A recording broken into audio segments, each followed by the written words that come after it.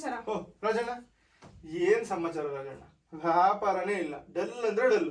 ನಂದೊಂದು ಹಣೆ ಬಾಕಿ ಇತ್ತಲ್ವಾ, ಅದು ಎಷ್ಟಾಗಿದೆ ನೋಡು. ಹೇಗೆ ತೀರಿಸ್ತೀರಾ? ಒಂದ್ ನಿಮಿಷ. ನೋಡ್ ಫಸ್ಟ್ ಮಾರಾಯ.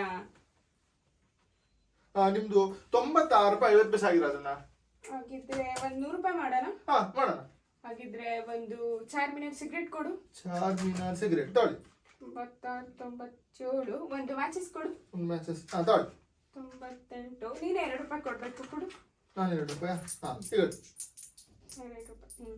100 ರೂಪಾಯಿ ಆಯ್ತಲ್ಲ? 100 ರೂಪಾಯಿ ಬರ್ಕೊ. 100 ರೂಪಾಯಿ. 100 ರೂಪಾಯಿ ಬರ್ಕೊ. ಇವತ್ ರಾತ್ರಿ ಒಂದು ರಿಜಿಸ್ಟ್ರೇಷನ್ ಇದೆ, ಅಲ್ಲಿ 200 ರೂಪಾಯಿ ಕೊಡ್ತಾರೆ. 100 ನನಗೆ, 100 ನಿನಗೆ. ಹಾಗಿದ್ರೆ ನಿಮ್ ಬಳಿ ಹಣ ಇಲ್ಲ ಈಗ.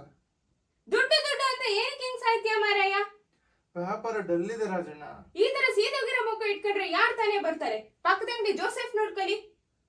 ಅಲ್ಲಿ ಎಂತ ನೋಡುದು? ಅವ್ನ ಹೆಂಡ್ತಿನ ಕರ್ಕೊಂಡ್ ಕೂರ್ಸಿದ್ದಾರೆ. ಆ ಹುಡ್ಗಿ ನೋಡು, ಗಲ್ಲದ ಮೇಲೆ ಗಲ್ಲ ಇಟ್ಕೊಂಡು ಎಷ್ಟ್ ಚೆನ್ನಾಗಿ ವ್ಯಾಪಾರ ಮಾಡ್ತಾಳೆ. ದಿನ ಅಂಗಡಿ ರಶ್. ಅದಕ್ಕೆ ನಾನೆಂತ ಮಾಡ್ಲಿ ರಾಜಣ್ಣ? ನಾಳೆಯಿಂದ ನೀನ್ ಹೆಂಡ್ತಿನ ಕರ್ಕೊಂಡ್ ಕೂರ್ಸಿ.